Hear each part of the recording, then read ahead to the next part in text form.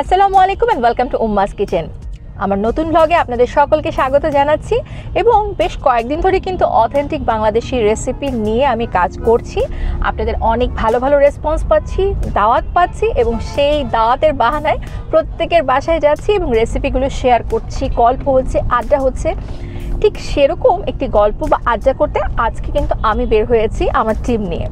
Interesting part হচ্ছে আজকে যাচ্ছি যেখানে, সেখানে যাওয়ার আগে ছোট্ট একটা মজার জিনিস হঠাৎ করে মাথায় এলো, তাই আপনাদের সবার সাথে শেয়ার করছি। ঢাকা শহরের নানান জেলার মানুষ কিন্তু বসবাস করে, কিন্তু আমার মনে হয় তিনটে জেলার মানুষ বোধহয় সবচেয়ে বেশি বসবাস করে, নোয়াখালী, বরিশাল আর কুমিল্লা। মানে এদের সাথে যদি লড়াই শুরু হয়, হাড্ডাহাড্ডি রেশারেশি একটা লড়াই হবে, মানে কোন জেলার মানুষ সবচেয়ে বেশি পরিমাণে আছে তিনটা ডিস্ট্রিক্টের ভেতর থেকে, সেটা নিয়ে কিন্তু আসলে একটু কনফিউশন সবার মাঝেই কাজ করবে। তো আজ নিশ্চয়ই করতে পারছেন যে আজকে যেখানে যাচ্ছি তিন ডিস্ট্রিক্টের যে কোনো একটা ডিস্ট্রিক্টের কেউ হবে। একদম ঠিক ধরেছেন, আজকে যাচ্ছি একজনের বাসায়। সেই বাসার তিনি হচ্ছেন বরিশালের, মানে আমার শ্বশুরবাড়ির দেশ হচ্ছে বরিশাল। তো বরিশালের সর্ট অফ বলা চলে বিয়ের পরে আমি মাইগ্রেট হয়ে হাফ বরিশালের হয়ে গিয়েছি।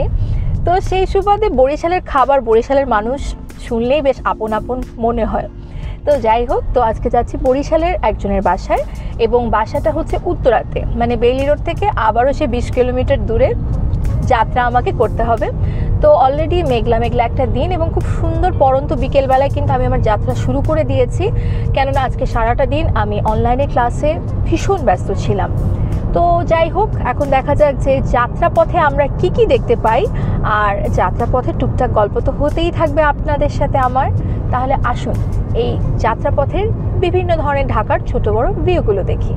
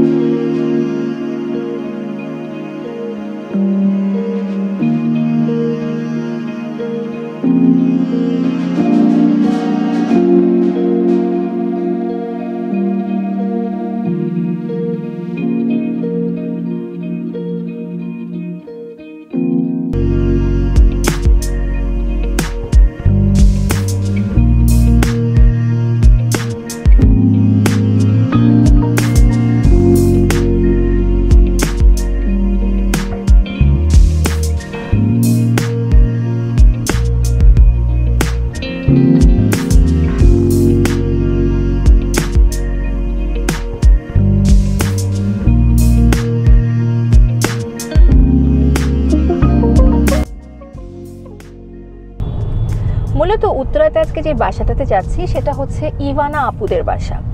ইভানা আপুর সাথে আমার পরিচয় সেই 2011-12 ওই সময়ের দিকে হবে। প্রথম ওনার সাথে আমার দেখা হয়েছিল ওনার এঙ্গেজমেন্টের দিন। আমার হাজব্যান্ডের কালিগ সে, তো সেই সুবাদে আমরা বিয়ের এঙ্গেজমেন্টের অ্যাকচুয়ালি দাওয়াত পেয়েছি। তো খুব মজা লাগছিল যেতে। তো দেখতে দেখতে অনেকগুলো বছর হয়ে গেছে এবং ফাইনালি আজকে এতদিন পরে ওনার বাসায় আসলে ভিজিট করার আমার সুযোগ হয়েছে। তো ইভানা আপুরা দু বোন, উনি বড় আর ছোটো বোন তো ছোটো। আঙ্কেল আন্টি আছে। মূলত আন্টি আমাদের কাছকে রান্না করে দেখাবে বরিশালের মালাই চিংড়ি, যেটা আমাকে শুরুতে আন্টি বলেছিল। আমি প্রায় অনেক বছর ধরে বরিশালের ছেলের বউ হওয়া সত্ত্বেও এই রেসিপিটা আমার এখন পর্যন্ত আমার শাশুমার হাতে খাওয়া হয়নি। তো যেটা শুনে ইভানা আপুর আম্মু বলেছে যে ও যেহেতু খায়নি, ওকে এখনই আসতে বলো, আমি ওকে রান্না করে খাওয়াবো। তো এত আদর করে কেউ ডাকলে আমি সাড়া না দিয়ে যেতে পারি বলুন? তো ভাবলাম যে রেসিপিটা আপনাদের সাথে শেয়ার করব, আন্টির সাথে গালগপ্প হবে এবং সেই বাহানাতে খুব সুন্দর একটা ব্লগ এবং অবশ্যই একটি ভালো মেমোরি আমি আমার মনের ডায়েরিতে লিখে রাখবো। তো যাই হোক, আমরা বেইলি রোড থেকে অনেকক্ষণ আগে যাত্রা শুরু করেছি। মোটামুটি আমরা উত্তরার একদম কাছাকাছি চলে এসেছি, আর মিনিট 5 লাগবে ওনাদের বাসায় যেতে। তারপর আমরা রান্না বান্না করব এবং আন্টির সাথে অনেক গল্প করব। তো তো আমরা চলে এসেছি উত্তরাতে আন্টির বাসায়। আন্টি বরিশালের মেয়ে এবং আন্টি অনেক মজার মালাই চিংড়ি রান্না করে। তো সেই মালাই চিংড়ির রেসিপি জানবো, আন্টির সাথে অনেক গল্প করবো এবং সেই পাকে আন্টির কিন্তু খুব সুন্দর সুন্দর ছোটো ছোটো দুটো নাতি এবং নাতনি আছে, তাদেরকেও দেখবো। তাহলে আমরা একটা নক দিয়ে ফেলি। আন্টি হ্যাঁ, এই তো আপনি ভালো আছেন? একদম, মানে আন্টিকে আন্টি বলা ভুল হবে, আন্টিকে আপু বললে ঠিক হয়। হ্যাঁ, কারণ আন্টি এত ইয়াং। হ্যাঁ, এবং এদের কথা বলছিলাম, এরা হচ্ছে আন্টির নাতি এবং নাতনি। তো আন্টি চলেন তাহলে। হ্যাঁ,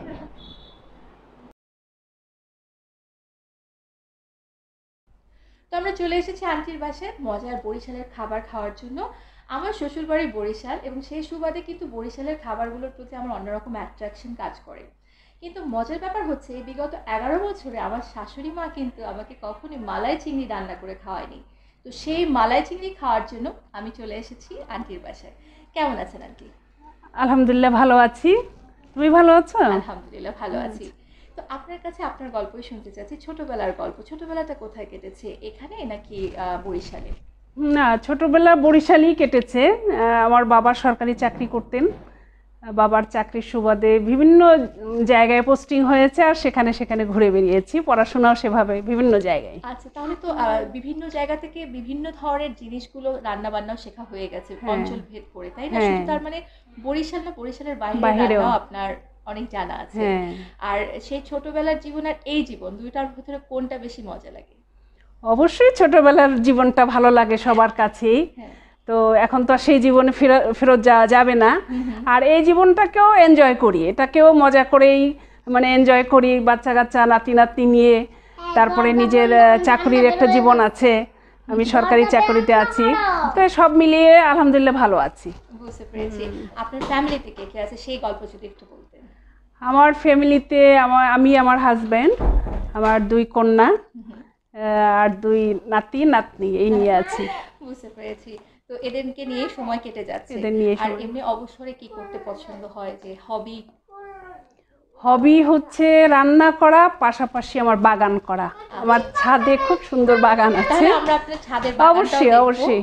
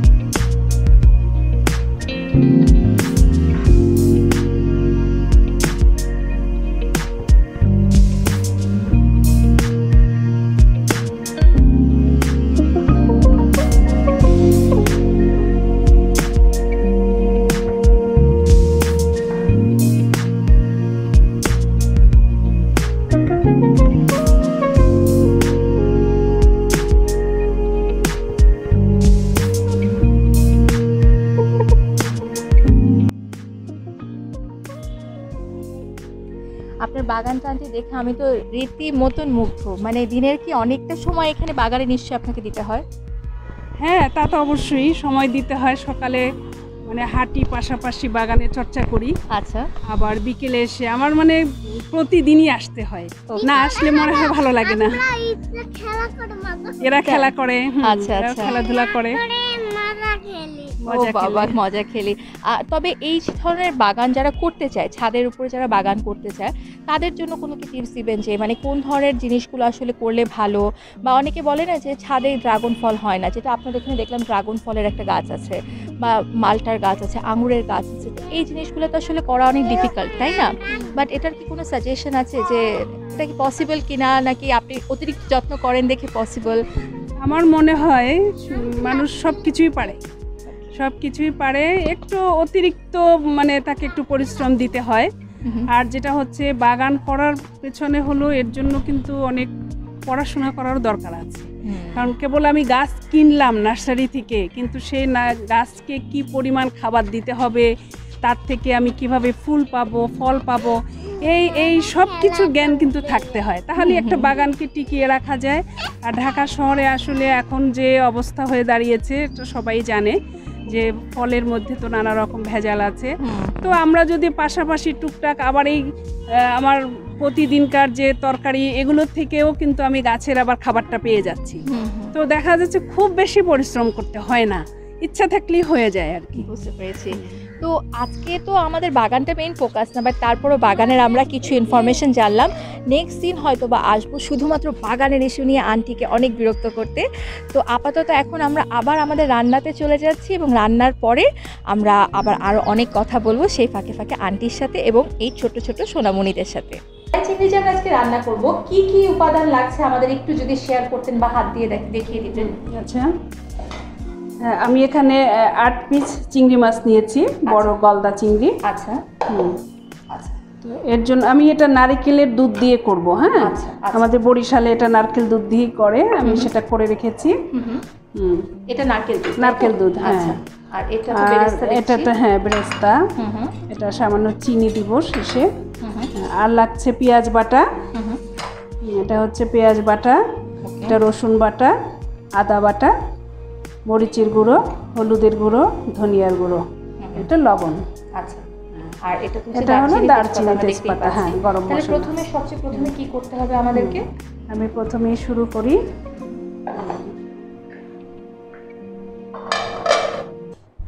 চুলোতে তেল দিয়ে দেই, তেলটা গরম হোক। আমরা নরমাল সয়াবিন তেল দিয়ে করব? হ্যাঁ হ্যাঁ, নর্মাল সয়াবিন, কিন্তু শেষে আমি নামানোর আগে একটু ঘি দিব। হ্যাঁ, আচ্ছা, চিংড়ি মাছে কিন্তু একটু তেল বেশিই লাগে, একটু তেল বেশি লাগে।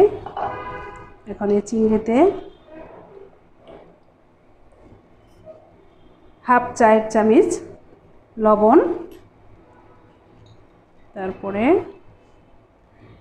হাফ চায়ের চামচ হলুদ,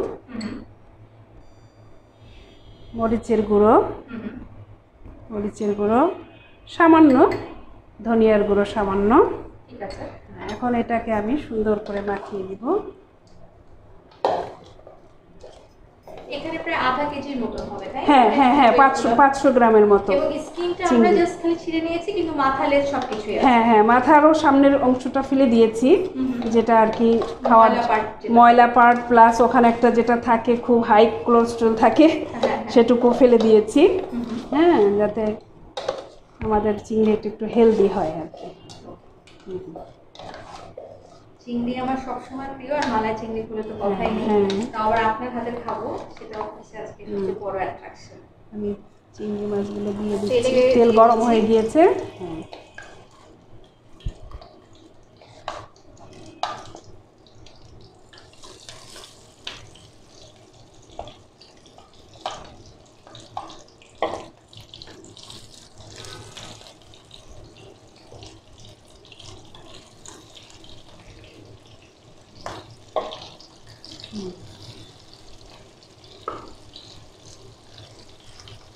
বরিশালে তো চিংড়ি দিয়ে আরো অনেক কিছু হয়, সব রান্না, সব রান্না।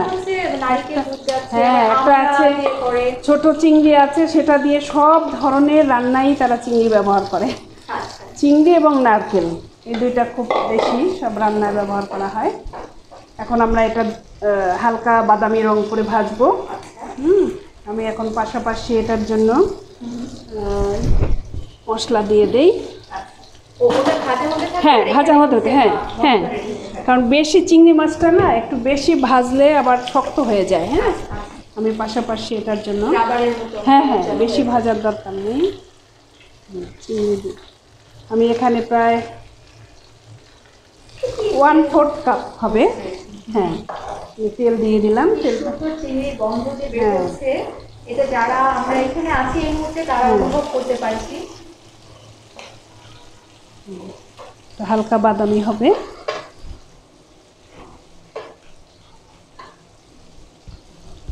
আমি এখানে দিয়ে দিচ্ছি আদা বাটা। গ্যাস কি অন করা? হ্যাঁ, 1.5 চামচের মতো।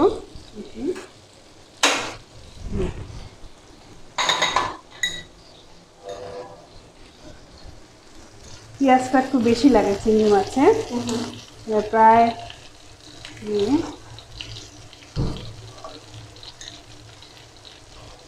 4 টেবিল চামচ সম পরিমাণ পেঁয়াজ দিলাম। 4 টেবিল চামচ সম পরিমাণ বাটা। একদম না, পেঁয়াজ কুচি না, যত মিহি বাটা হবে তত মজা হবে। হ্যাঁ, নারিকেলের দুধটা তার সাথে যায়।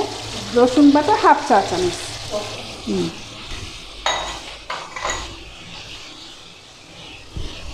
লবণ দিয়ে দিচ্ছি, যেহেতু আগে লবণ দিয়েছি সেই জন্য এখন কম করে দিচ্ছি।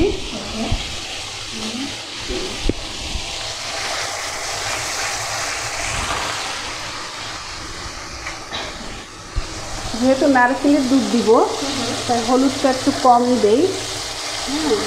ভাজার সময় আমি হলুদ দিয়েছি। বেশি হলুদ হলে না বেশি কড়া হলুদটা ভালো লাগে না দেখতে মাছটাকে, কিন্তু মরিচের গুঁড়াটা দিব যাতে একটু লালচে ভাব থাকবে, তার মধ্যে আবার দুধ দিলে সাদা হবে আর কি। হ্যাঁ, মরিচের খাবার মানে তো অনেক ঝাল। হ্যাঁ হ্যাঁ, সবাই কি আর ঝাল খায়? আমার শ্বশুরবাড়ি যেমন একেবারে ঝাল খায় না, কিন্তু একটু ঝাল খায়, একটু ঝাল খায়। বরিশালের মানুষের কিন্তু একটু ঝাল, আসলে এটা ধান নদীর দেশ তো বরিশাল, ওরা একটু ভাত বেশি খায়। সেখানে সেই জন্যই আর কি মরিচটা একটু বেশি খায়। হ্যাঁ, এটা এখন আমি বাদামি কালার এসে দিয়েছে। আমি এটার জন্য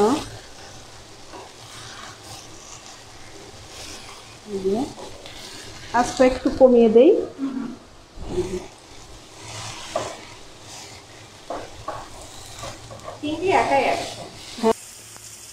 সামান্য একটু পানি দিয়ে দিই। সামান্য পানি দিলাম। তেজপাতা দিব, গরম মশলাটা পরে দেই।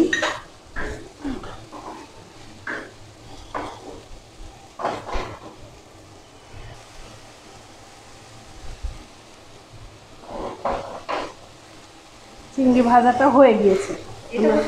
হ্যাঁ, হয়ে গিয়েছে। আমরা চুলাটা বন্ধ করে দিলাম। এখন আমরা নারকেলের দুধটা ব্যবহার করব। আমার মশলা কষানো হয়ে গেল।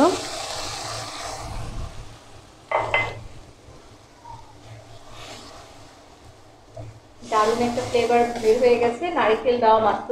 নারকেলের দুধ কালারটাও খুব সুন্দর চলে আসছে। এখন এটা যেহেতু একটু লালচে করে ভেজেছি, হ্যাঁ, এখন দুইটার কম্বিনেশনটায় একটা ব্রাউনিশ ভাব এসে যাবে।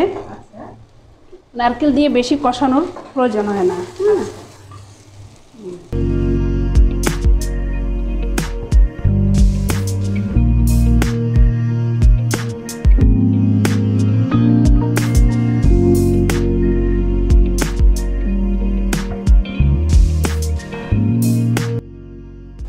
এখন বাকি নারকেলের দুধ দিয়ে দিব। এই নারকেলের দুধটা কি ঘরে বানানো? নারকেলের দুধটা আসলে এখন তো সেরকম নারকেল ঢাকায় খুব একটা অ্যাভেলেবেল না। আমরা তো গ্রামের বাড়িতে নারকেল খুব অ্যাভেলেবেল থাকে। এখন ক্যানে পাওয়া যাচ্ছে, হ্যাঁ সেগুলোই দিয়ে দিচ্ছি। জোরে একটু জলটা দিয়ে দিব। এখন এটায় গরম মশলা দিব, 2 টুকরা দারচিনি, 2 এলাচ।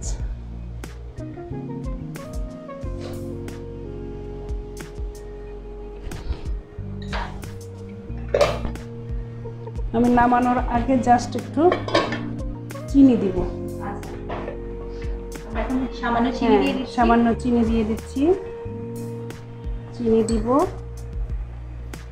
একটু মিষ্টি মিষ্টি ঝাল ঝাল ঠিক এরকম হবে খাবারটা। আর কাঁচামরিচ দিব, সবুজ থাকবে।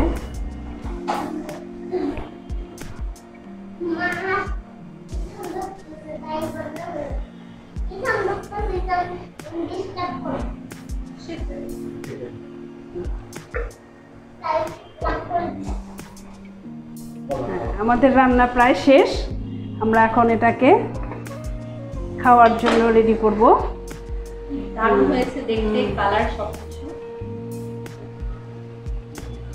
হ্যাঁ, আমি এটাকে এখন পরিবেশনের জন্য রেডি করছি। ঠিক আছে, ঠিক এভাবে ঢেলে দেব। নারকেল দুধের অ্যারোমাটা খুবই সুন্দর মতন আসছে। চিনির তো আলাদা একটা অ্যারোমা আছে। ওকে,